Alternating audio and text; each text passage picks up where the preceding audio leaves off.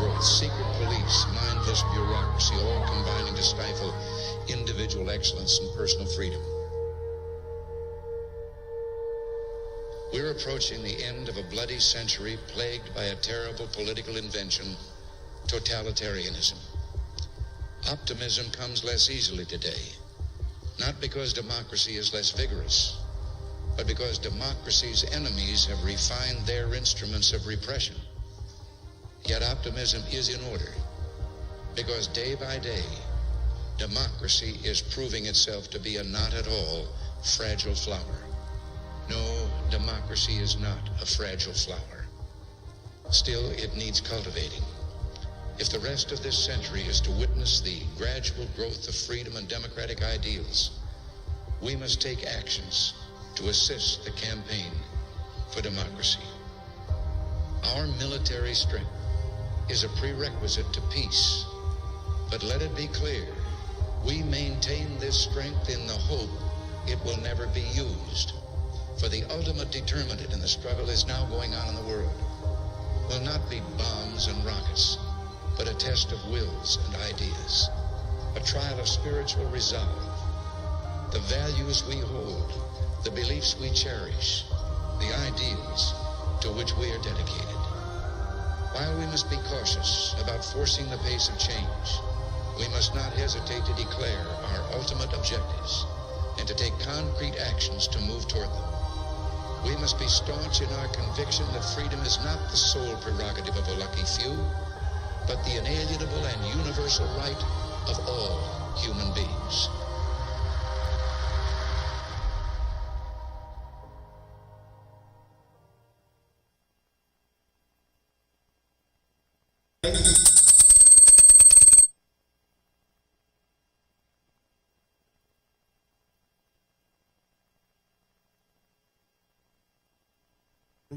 Here in the very center of the nation's capital.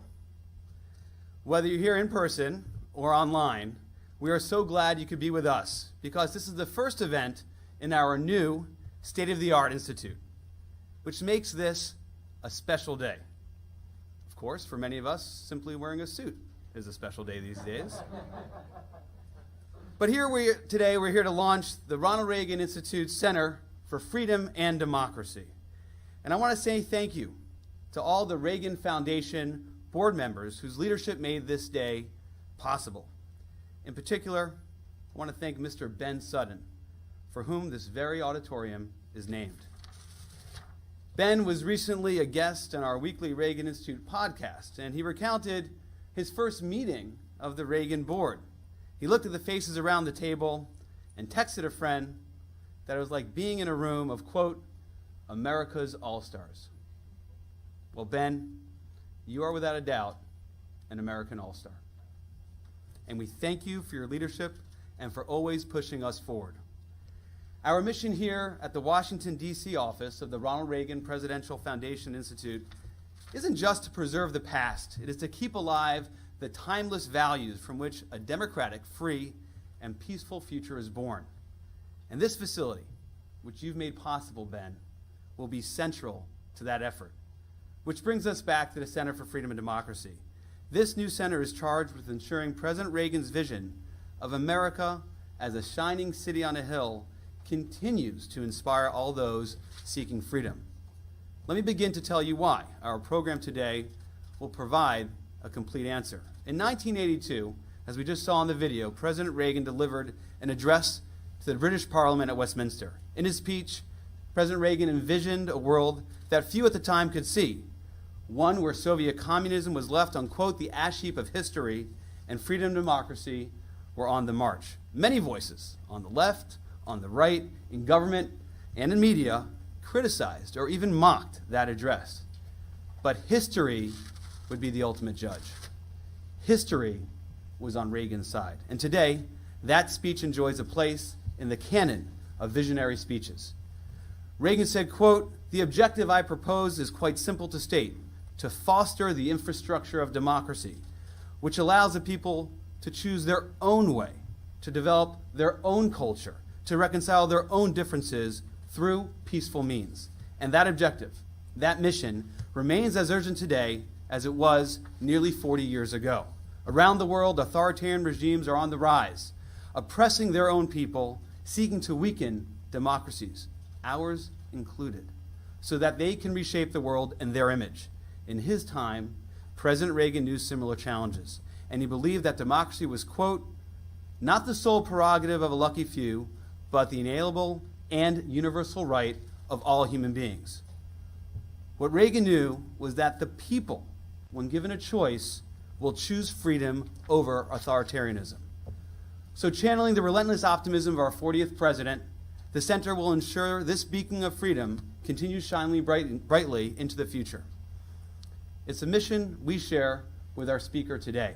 Our nation relies on him as America's chief diplomat to give voice to our values around the world. He knows well the power of ideas can change the world for good and for evil. He's lived it. Before the fall of the Berlin Wall, Mike Pompeo was a cavalry officer patrolling the Iron Curtain.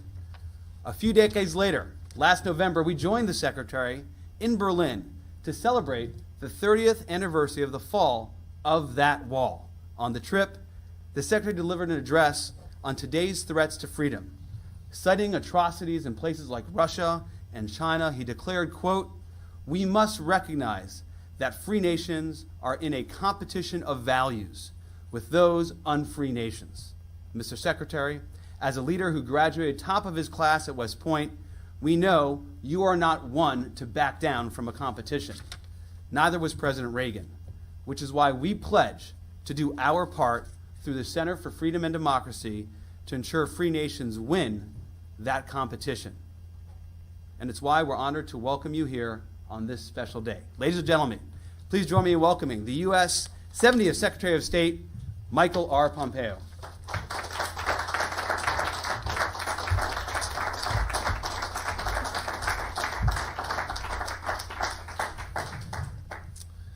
Well, good morning, everyone, and thanks, Roger. Thanks to you also, Ben, and all the Reagan Foundation trustees and the Institute staff for making this event possible. It's really special to be here today. I'm honored that you asked me to inaugurate this Center for Freedom and Democracy. See if I can't solve this feedback problem myself.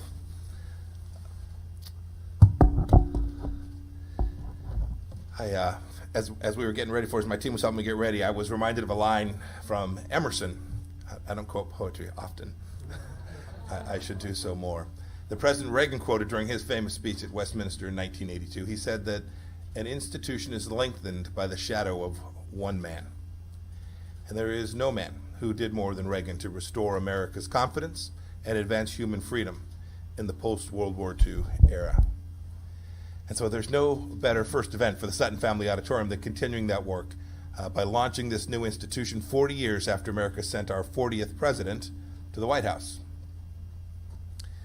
The people watching online and those in this room are students of President Reagan.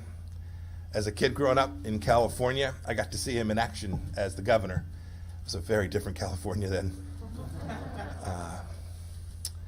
But it was a Ronald Reagan as governor who believed in the promise of America and of our people. He understood that no other nation under God was conceived in liberty quite like the way that we are. His deep, innate understanding of America as an exceptional place in the world gave him the strength to face down the Soviet scourge. He was confident. He was confident that every threat that he faced, and I must say, I am too. We have many threats today that remain, but I am equally confident that America will overcome any challenge, from communist China to the terrorist regime in Tehran, because that's what free people do. We come together, we solve problems, we win, they lose, and we execute our foreign policy confident that we are that shining city on a hill. And that's what I want to spend a few minutes talking about today. Look, I know you all believe in the promise of America's freedom. President Trump believes in it, I do too. Our nation's story isn't about dehumanizing critical theories. It's not about oppressors and oppressed. It's not about materialism or even that might makes right.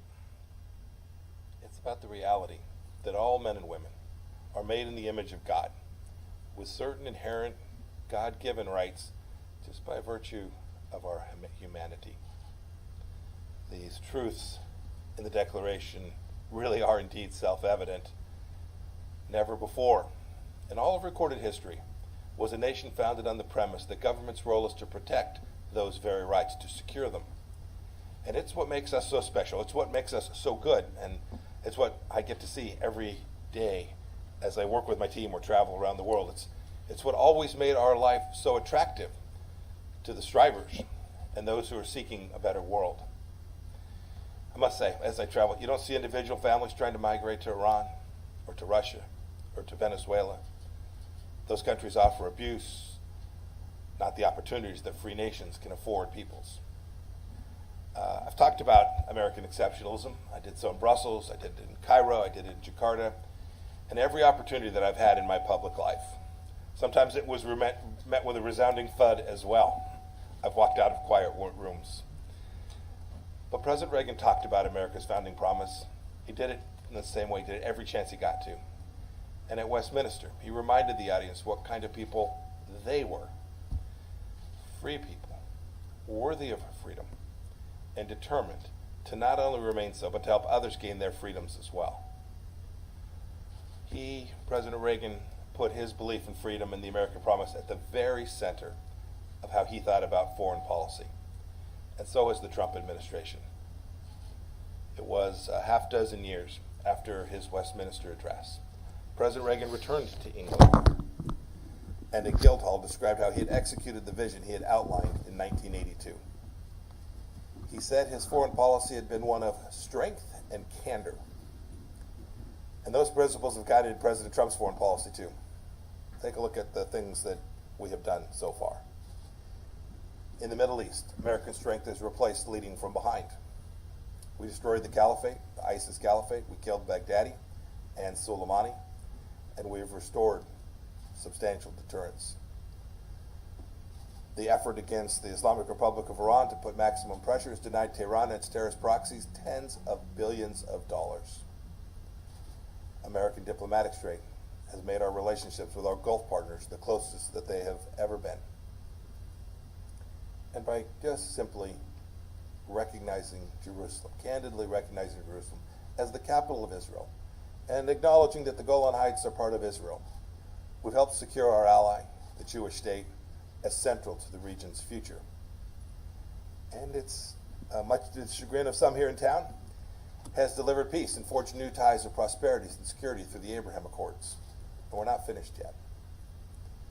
Those pillars of strength and candor are also the foundation for America's policy towards the world's #1 threat to freedom today, the Chinese Communist Party. I've spoken about this at great length, and I have borrowed from President Reagan with great frequency in how we think about this challenge. For 40 years plus, we steered a course correction. We changed. Been handled with kid gloves. And we'd ignored all the contrary evidence that showed that the regime in Beijing really is troublesome.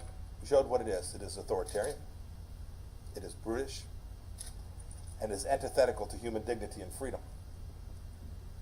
And we've stated clearly and consistently that the United States-China relations will not be dictated by exceptions carved out by the party, but by the simple and powerful standards expected of any nation with aspirations to play a role on the global stage. That means what we've told our counterparts in China: accountability, transparency, reciprocity from Beijing. This is exactly what President Reagan demanded from Moscow. And it also means no more illegal claims in the South China Sea, no more coercion and co-optation of American businesses, no more consulates used as dens of spies, no more stealing of intellectual property, and no more ignoring fundamental human rights violations. And the party's atrocities in Xinjiang, Tibet, and elsewhere will not be tolerated. This challenge requires not only diplomatic effort, but military strength to keep the peace. So this administration has made historic investments to enhance our armed forces and to focus their efforts and bolster our primacy in the region. I've been the Secretary of State now for coming on 30 months. Travel the world talking to our friends and partners about the CCP's nature and its intentions. I've told them that the West is winning. I've reminded them that we will prevail. The good news is that the free world and sovereign nations are beginning to wake up. They are now rallying to this cause. You know, I'll often hear, we don't want to pick between the United States and China. I remind them that that's not the fight. The fight is between authoritarianism, barbarism on one side, and freedom on the other. And so we've begun to strengthen the institutions that can achieve this objective. From the Quad to ASEAN to NATO, we've woken them up to the threat posed by this Marxist-Leninist monster. The new and lasting consensus on the Chinese Communist Party is a historic result of America's strength and candor, precisely the traits that President Reagan spoke of. The fact, the urgency of this matter is now accepted all across the political spectrum, and it shows that the Trump administration has succeeded in making this important shift for American national security, and indeed for the freedoms of all humanity. It's an accomplishment that will steer a generation of American foreign policy makers. We should all approach this challenge, and indeed every challenge, confident in our nation's purpose, sure of our values, and determined to protect our way of life because we believe so deeply in America's promise. And just like President Reagan, we have every reason to be optimistic. America itself is a continent-wide reminder that freedom is the superior alternative to tyranny. If our policies aren't grounded in a love of America, in the knowledge that though we're flawed like every other country, that we are indeed an exceptional nation, our founding principles are unique, and our future promise is also special, then if we get that wrong, our nation will suffer. But if we get it right, our friends and allies will see America leading. And we will all emerge stronger, freer, and more confident, and we will face the China challenge. President Reagan knew this.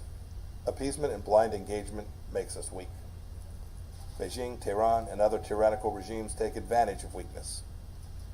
We cannot afford to return to the days when America sacrificed its natural leadership to morally pliant multilateral institutions that in fact erode American sovereignty. These institutions are run by the same kind of little intellectual elite in a far distant capital that Reagan warned us about in his speech that he called A Time for Choosing. We can't sustain an empty dialogue with regimes that have no intention to forge peace or to respect the free and open order that we worked so diligently to build. President Reagan's life and his consistent moral clarity offer us incredibly valuable lessons. It was in 1952, near the start of the Cold War, that Ronald Reagan, an actor, went to Fulton, Missouri, middle America, not far from my home in Kansas. He went to where Churchill gave his Iron Curtain speech just a few years earlier. There he said, quote, "America is an idea that has been deep in the souls of man ever since man started his long trail from the swamps. It is nothing but the inherent love of freedom in each one of us." That idea of the inherent love of freedom led millions in Eastern Europe to tear down the Berlin Wall 31 years ago yesterday. And the Iron Curtain in the months that followed fell too. And we see in this desire for peace all across the world today. We see it in the people of Hong Kong waving American flags. We see it in the people of Venezuela tired of Nicolas Maduro's destructive regime. We see it in Nicaragua. We see Iranians and Belarusians all longing for this very human condition. It's within each of us. You know, America had debates about how to confront the Soviet threat. And we've debated and will continue to debate how to approach the China challenge. I think that's good. I think that's healthy in a democracy. But our true north, on which we must always return, our true north, a more perfect union and greater human freedom in the world, must remain. This place, this special place, the Reagan Institute, will play a key part in that. Today you are reaffirming America's belief in the great things at the heart of an amazing nation. And I'm glad, too, that you're focusing your work on that Westminster address, where President Reagan spoke about fostering the infrastructure of democracy and leaving Soviet communism on the ash heap of history. Those remarks, they were early on in his presidency. It was bold, and what he says is true. It was grounded in America's first principles, but it was forward-looking and optimistic, because Reagan knew those principles were right. This center will continue to march on. It will continue that march of freedom and democracy for the next generation, and you'll keep lengthening the shadow of a man who reminded Americans that we are in fact good, that we are in fact special, and that the world needs us to live up to our nation's providential promise. It is an amazing honor to be here as you're getting started in this new place. I look forward to following your work and taking some questions today. May God bless the United States of America. Thank you all.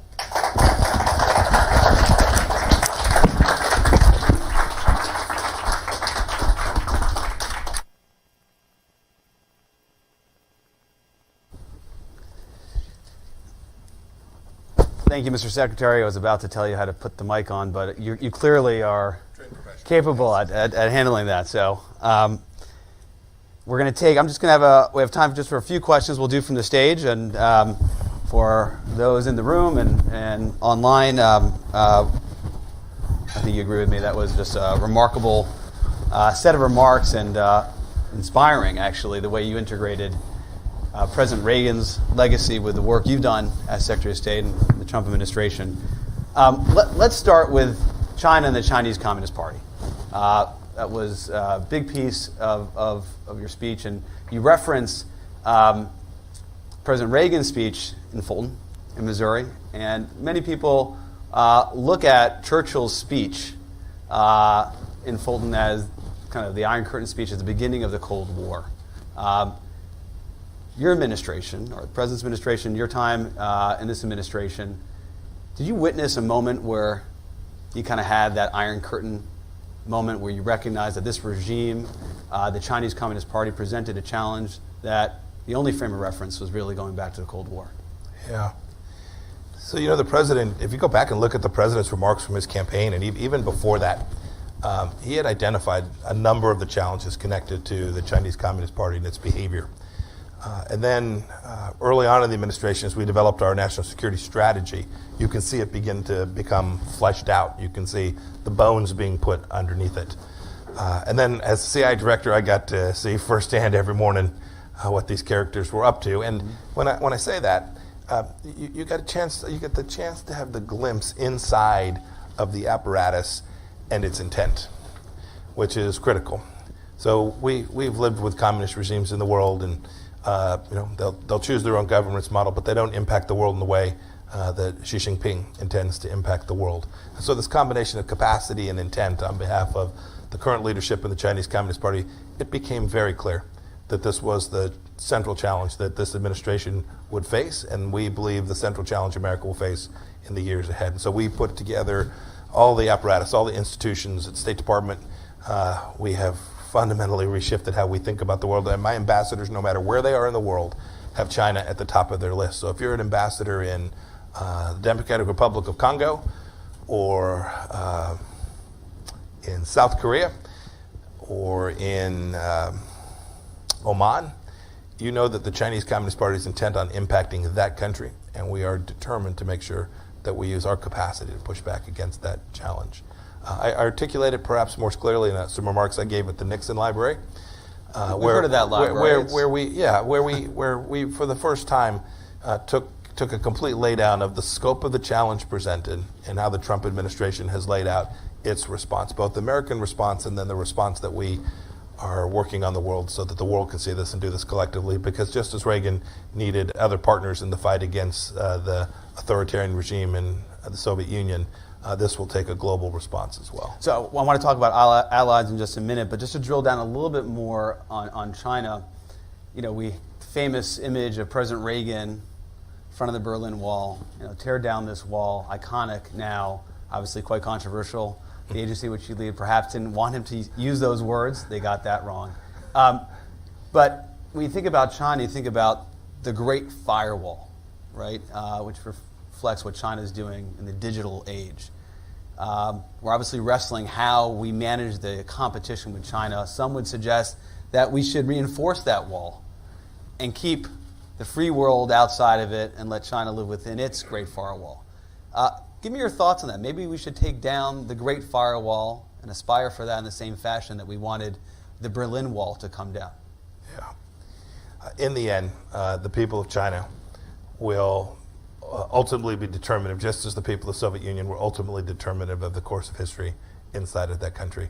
And so it's our fundamental effort to work to make sure that the Chinese people have access to information, data, all the things that they will need to see so that they too can share in these very freedoms that we all care so much about. So yes, the analogy of the Cold War is imperfect, and we can talk about the places it's different, but make no mistake about it, this innate desire for freedom, for personal autonomy, for human dignity is something that, just as Reagan said, I think rests in the souls of each of us. And for us to have the capacity to permit them to tear down this firewall that has been built around China would enable the people of China to make a much different set of decisions than the one that their current leadership is taking them down, the path their current leadership is taking them down. So yeah, separating the people from the party, obviously a big emphasis of your remarks. Recently I had the opportunity to have a conversation with Natan Sharansky, famous dissident refusenik in the Soviet Union, which really impacted the Reagan administration in so many ways, from beginning to the end. And he talked about, almost wistfully, about the concept of linkage and how President Reagan and his Secretary of State, Secretary Shultz, no matter what the conversation was with the Soviet Union or other leaders around the world, human rights, the plight of people seeking freedom, always began the conversation, was always top of the list. Talk to me a little bit about the importance of linkage, as explained by President Reagan and Secretary Shultz, referenced by Natan Sharansky. Do we need to do more of it?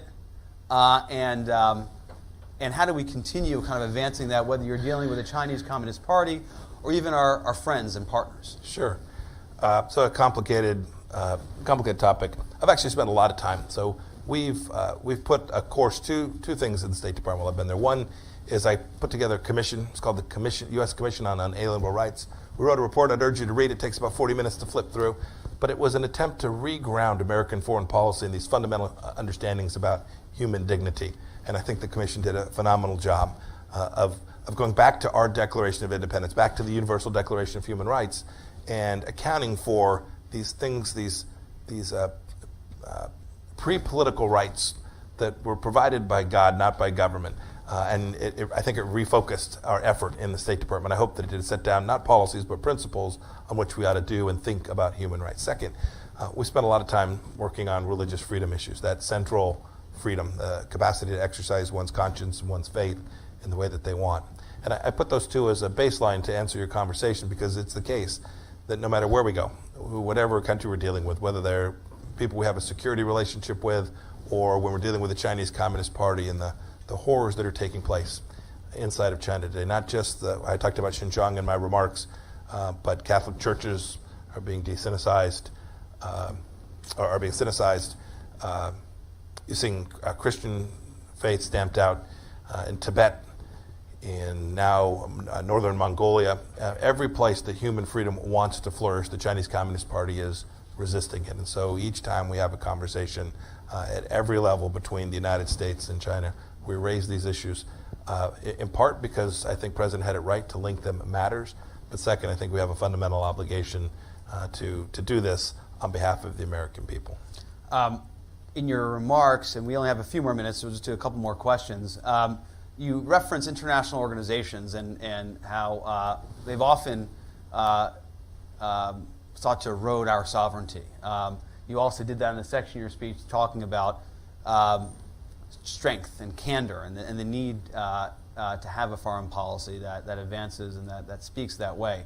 At the same time, international organizations have been used and are necessary, despite the critique in your speech and many conservatives' view, whether it be Iran and dealing with Iran through the Security Council, or even dealing with COVID and the need to engage with international organizations. Mm-hmm. Give us your take in terms of sitting atop Foggy Bottom as our diplomat-in-chief, how you've come to think and appreciate or not appreciate the role of international organizations as we advance U.S. interests.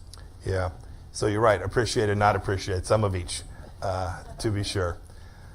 We've come at this as first principle, so it comes back to our central understanding, our no BS understanding does this thing work?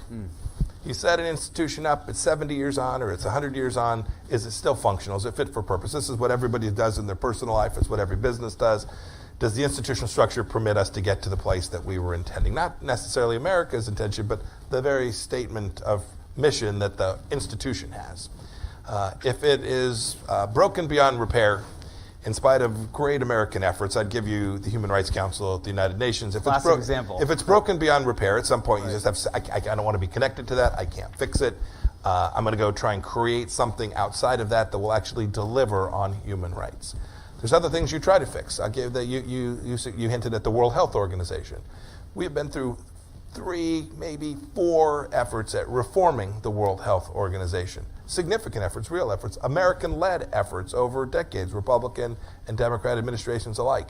Epic failures. So the president concluded, frankly, on my recommendation, that we ought to go try and build an infrastructure that would actually deliver the very outcomes that the World Health Organization is designed to deliver. So it's about purpose, function, does it fit, does it work? I'll give you an example where we've made one better. We decided we'd go fight. So there's an organization, many won't know, it's called the World Intellectual Property Organization. It turns out this actually matters an awful lot to America's wealth and jobs here at home. It was run by someone controlled by the Chinese Communist Party. There was an election. We were about to allow that person to continue. And the State Department built out a team and went and won an election. We got someone who actually cared about property rights running the World Intellectual Property Organization. Stunning. I know, anyone listening saying, well, that seems, why are you bragging about this? It turns out that it was a close call. It was a hotly contested race. But what we did there is we said, this is an institution that matters. If we think we can make this institution function, let's make sure we get the right team, the right organization, the right structure in place to do that. And so we did. And so we built out the counter-ISIS coalition of 90 countries. We now have almost 50 nations that are part of what we call our clean network who have refused to put Chinese telecom infrastructure inside the country. I remember my first trip abroad, my very first one, where I pitched a country giving up on Huawei. And I remember the reporting the next day. Pompeo throws himself against the wall and bounces, right? It's just epic failure. But it turns out the good work, rational thought, candor, data have now led 50 countries and I think it's dozens and dozens of telecom companies all around the world to say, no, we're not going to let this happen. So these international infrastructure matters. We should use it for the good of the world. But we never should permit ourselves to continue to be in a situation in one of these organizations where the organization no longer has any possibility of delivering a good outcome. So that framework, the infrastructure, the models, the approach, you have to see if it's working for you. We were just talking about international organizations. Let's wrap up with this question. The organizations that came out of President Reagan's Westminster speech, the National Endowment for Democracy and all those umbrella organizations, those are nearly 40 years old, right? Continue to do great work. We have people in the room here that have led some of those organizations. At the same time, the world has changed dramatically since then. What you're thinking about, what we need to do as a country to update, sharpen, modernize, pick your favorite word in terms of how we as a country promote and advance freedom and democracy in the world. Yeah, anytime something's 40 years old, that includes me. It often needs a makeover, and I think a lot of these institutions also need makeovers. So, we all know Voice of America, we all know Radio Free Europe, we all know these institutions that delivered in powerful ways all across the world. But communications have changed, times have changed, the capacity for nations to screen information and the way that they do it has changed, and I'm not convinced we have it right yet. I think we've made a little bit of progress in our 4 years, but there's an awful lot left to do. These are places like the National Endowment for Democracy and organizations like what's now the US AGM have an important role to play around the world in advancing democracy, and we need to make sure we empower them with the right leaders and tools so that they can actually deliver on those objectives. Secretary Pompeo, I'd be remiss without commenting on how you're the embodiment of peace through strength diplomacy with your socks being a foot soldier, which here at the Reagan Institute we certainly notice and appreciate. But everybody, please join me in thanking the Secretary of State for joining us in launching our Center for Freedom and Democracy. Thank you.